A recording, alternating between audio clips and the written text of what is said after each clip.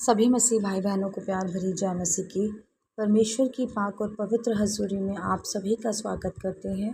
और हमारे पिता परमेश्वर ने हमें जो आज का दिन, आज का समय, चलती सांसें दी हैं, आत्मा की खुराक, रोज़ की रोटी दी है, उसके लिए प्रार्थना करते हैं। Hallelujah, hallelujah, hallelujah, hallelujah. धन्यवाद, धन्यवाद, धन्यवाद, धन्यवाद। पिता, पुत्र, पवित्र आत्मा, सेना के यहोवा खुदा जी, आपका शुक्र धन्यवाद करते हैं मेरे खुदावन जी। आप जलाली, कृपालु और दयालु परमेश्वर है मेरे खुदावन जी।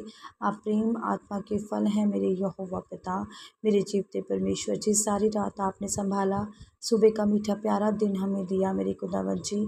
हमारे घर परिवारों में हमें बनाकर रखा, हमें किसी भी भली वस्तु की कमी नहीं होने दी, भरपूर करके हमें रजाया मेरे खुदावन जी। सचमुच पिता परमेश्वर जी, आप दया के सागर, दयावान हैं पिता परमेश्वर मेरे खुदा। पिता परमेश्वर जी, अपने पापों गुनाहों से हम तौबा करके पिता परमेश्वर जी आपके निमित्त बैठते हैं खुदावन जी, और प्रार्थनाएं करते हैं पिता परमेश्वर जी कि हमारी गलतियों को माफ़ करें खुदावन जी। पिता परमेश्वर मेरे यहोवा पिता, और अपने बच्चे, अपने दास हमें बनाए मेरे खुदावन जी। अब समय आपके वचन का, आपके कलाम का, हमारी रोज़ की रोटी आत्मा की खुराक का है खुदावन जी, जिसे लेकर हम तृप्त होते हैं मेरे यहोवा पिता। आपके वचन हमारे राहों की ज्योति, हमारे जीने का, हमारे शुद्ध रहने का आधार है खुदावन जी।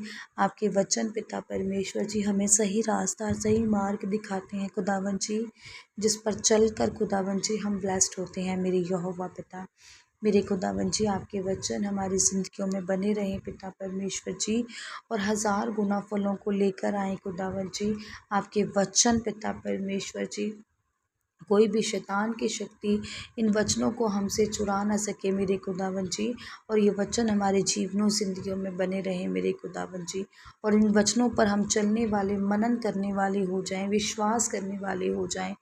खुदावन जी के नाम में मांगते हैं, आमीन, आमीन और आमीन। हालेलुया। आज मैं आपके लिए लेकर आई हूँ मरकुस 13 की 32 से 37 नंबर आयत तक, जिसका टॉपिक है जागते रहो।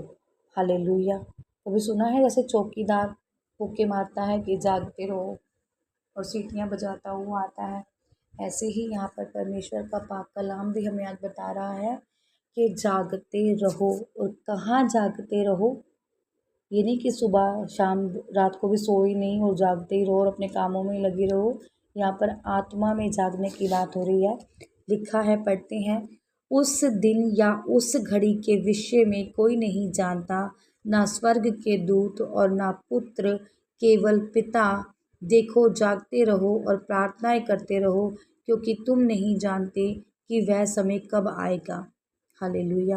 वो कह रहे हैं उस दिन या उस घड़ी को, किस घड़ी को? जब परमेश्वर का आना होगा, जब परमेश्वर का आगमन होगा, जब परमेश्वर का पुनरागमन होगा, जब परमेश्वर का आना होगा। कह रहे हैं उस घड़ी को कोई नहीं जानता, ना तो स्वर्ग के जो दूत हैं वो, और ना पुत्र, परंतु केवल पिता।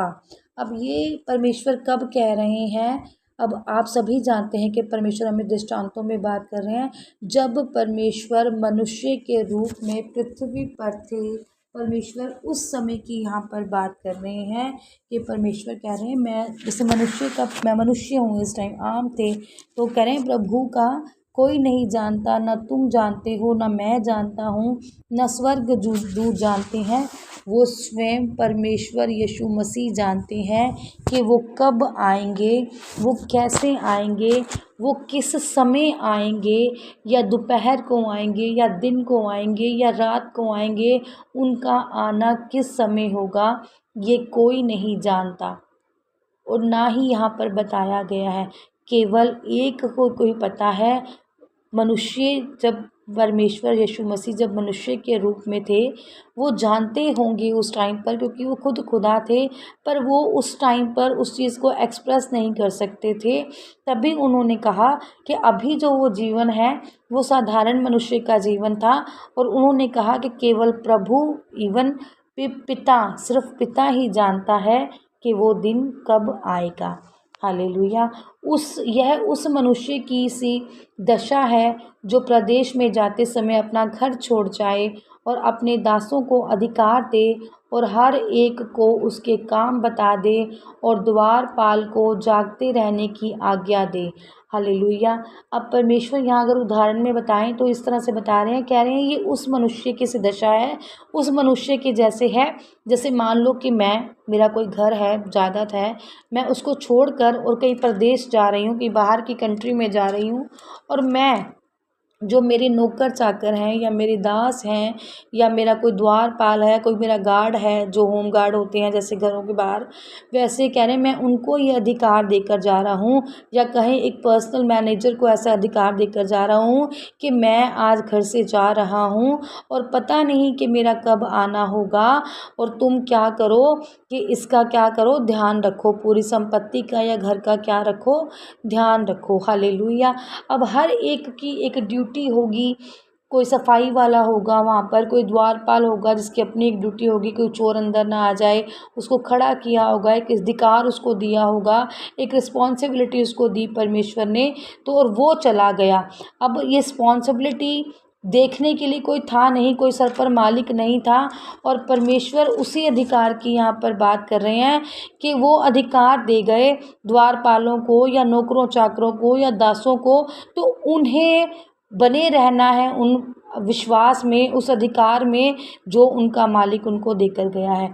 ऐसा ही प्रभु जो हमें है, हमारे प्रभु भी यही कह रहे हैं कि बने रहो, मैंने तुम्हें अधिकार दे दिया है, कि तुम्हें कुंजियाँ दे दी हैं मैंने स्वर्गलोक की, तुम्हें पवित्र शास्त्र मैंने दे दिया है, तुम्हें प्रार्थनाएं दे दी हैं, और तुम करो, ये सोचकर नहीं कि अब तो चला गया है मालिक तो हम कर लेंगे, कि तुम्हारा जो मालिक है वो तुम्हें देख रहा है और तुम्हें उसका डर और भय मानकर चलना है और अपनी प्रार्थनाओं में समय बिताना है, ना कि अब मालिक सर पर नहीं है तो चलो अब हम मूवी देखाएं, चलो हम संसारिक बातों में हो जाएं, चलो हम नाच गा लें, चलो शादियों ब्याह में चले जाएं, अपना 7वां दिन जो पाक पवित्र माना जाता है उस दिन को भी भूलकर और अपने कामों में हम लगे रहें, ऐसा नहीं कहा गया है।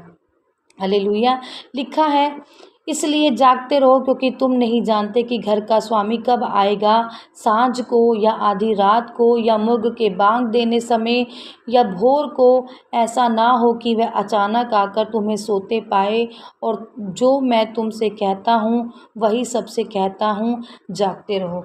परमेश्वर यहाँ पर कह रहे हैं कि ये दृष्टांत तो परमेश्वर ने बता दिया कि किस तरह से तुम जागते रहो, कि अगर तुम्हें कोई काम दिया गया है तो ये मत सोचो कि मालिक सिर पर नहीं है तो हम बाद में कर लें। अगर वो जो द्वारपाल है उसको जब एक रिस्पॉन्सिबिलिटी दी गई है कि मालिक ने कहा है कि चोर कोई अंदर ना आ जाए और तुझे सैलरी मिलती रहेगी, तूने इसका ध्यान रखना है, और वो सोचे कि मेरा मालिक तो यहाँ पर अब है नहीं और मैं घर जाकर आराम से सो जाता हूँ, घर की देखभाल अपने आप होती रहेगी, नहीं, उस द्वारपाल की वो ड्यूटी है, उसका वो अधिकार है, और किसी विश्वास पर कोई उसको छोड़कर गया है, उसे अपनी रिस्पॉन्सिबिलिटी निभानी है, क्योंकि उस द्वारपाल को, उस गार्ड को नहीं पता कि उसका मालिक कब आ जाएगा। हो सकता है कि जिस टाइम पर वो ड्यूटी देकर गया हो और वो परखने के लिए, उसको देखने के लिए कि सचमुच वो वहाँ पर रहता है कि नहीं, हो सकता है कि वो आधी रात को ही आ जाए, या हो सकता है कि 2 घंटे के बाद ही आ जाए, और हो सकता है कि वो साल भर ना आए, पर उसको टटोलने या उसको देखने के लिए हो सकता है कि वो उसी क्षण आकर देखे कि मेरे जाने के बाद मेरे घर का क्या हाल है। ऐसा ही हमारा परमेश्वर भी है। अब एक परमेश्वर ने आपको ड्यूटी दे दी, एक आपको अधिकार दे दिया, आपको पापों से परमेश्वर ने छुड़ा कर अपना दास बना लिया, आपको चुन लिया, आपको विश्वासी बना लिया, आपको मसीही बना लिया, आपने जान लिया परमेश्वर को, आप चलने भी लगे उसके ऊपर, पर जब बने नहीं रहे और उसी क्षण जब परमेश्वर आ गए और खुदा ने आपको उस जगह पर नहीं पाया, तो वो क्या होगा, भारी दिन होगा आपके लिए। इसलिए यहाँ समझने वाली बात है कि परमेश्वर का आने का किसी को भी नहीं पता। ऐसा ना हो कि परमेश्वर आपको ले जाने के लिए आए कि चलो उठो, तुम्हें मैं स्वर्ग राज्य में लेकर जाने वाला हूँ, और उस टाइम पर आप अपने घोड़े बेचकर और आराम से सो रहे हो। आराम से सोने का मतलब है कि आत्मा में भी आप आराम से सो रहे हैं और शरीर में भी आप आराम से सो रहे हैं, सब कुछ भूल कर, अपनी प्रार्थनाएं वचन छोड़कर और अपनी ही दुनिया में मस्त हैं, अपनी ही व्यवस्था में जीवन को जी रहे हैं, और अचानक ही आपका लेने वाला आ गया। हालेलुया। वो कह रहे हैं धर्मी जन कैसा होता है, धर्मी जन हमेशा चौकन्ना रहता है, हमेशा चौकस रहता है, परमेश्वर की आज्ञाकारी में, वचनों में, प्रार्थनाओं में बना रहता है। वो उस 5 कुँवारियों की तरह नहीं है जो अपनी कुप्पी में अपनी मशालें तो लेती हैं, उनमें तेल भी लेती हैं, पर एक्स्ट्रा तेल नहीं लेती, कई लाड़े की वेट करते हुए मशालें बुझ ना जाएं और तेल हमें वापस डालना ना पड़ जाए। वो उन कुँवारियों की तरह है जो कुप्पी में तेल भी लेती हैं, मशालों के लिए भी लेती हैं, और एक्स्ट्रा भी लेकर चलती हैं कि अगर हमें कहीं लाड़े को आने में देर हो जाए तो हमें उनकी वेट करनी हो, और हमारी मशालों का तेल ख़त्म होकर जब वो बुझने लगे तो हमारे पास एक्स्ट्रा तेल हो कि हम अपनी मशालों को जलाकर रखें। हालेलुया। ऐसा ही है हमारा परमेश्वर का राज, क्योंकि हमें नहीं पता कि कब अचानक से उनका आना होगा। कहीं हम सोते ही ना रह जाएं, कहीं हम किसी शादी ब्याह में ही ना हो उस टाइम पर, कहीं हम काम अपने ही सिर्फ काम में ही ना लगे रह जाएं और परमेश्वर का नाम हमारे बीच में हो ही ना, हमें वचन पता ही ना हो, हमें प्रार्थनाओं का मीनिंग पता ही ना हो।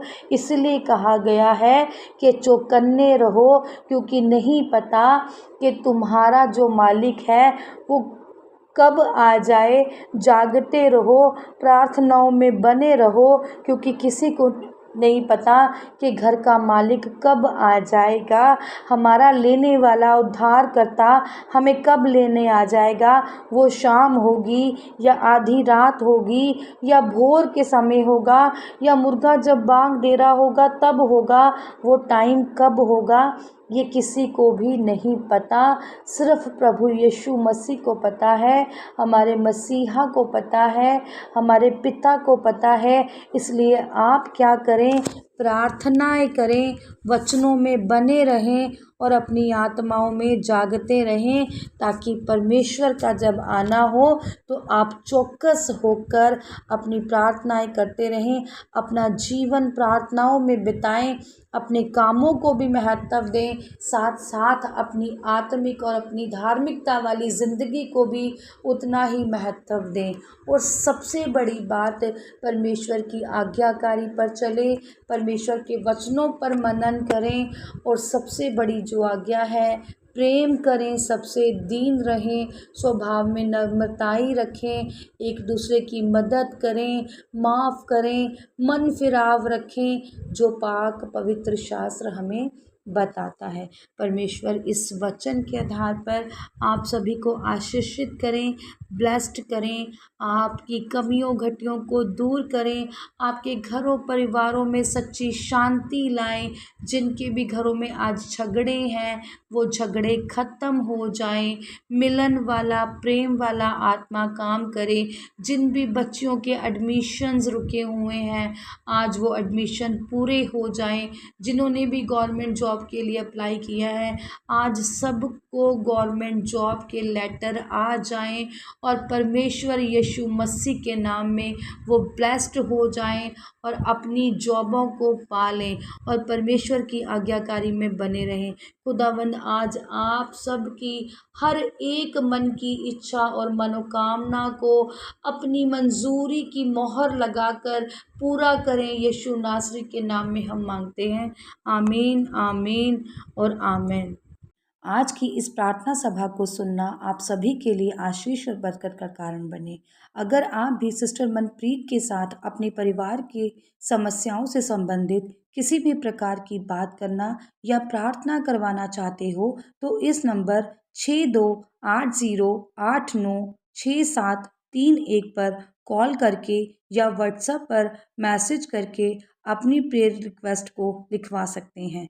प्रेयर लाइन पर कॉल करने का समय सुबह 8 बजे से शाम 8 बजे तक का है। कृपया करके सुबह 8 बजे से पहले और शाम 8 बजे के बाद कॉल ना करें। धन्यवाद। सभी को प्यार भरी जय मसीह की।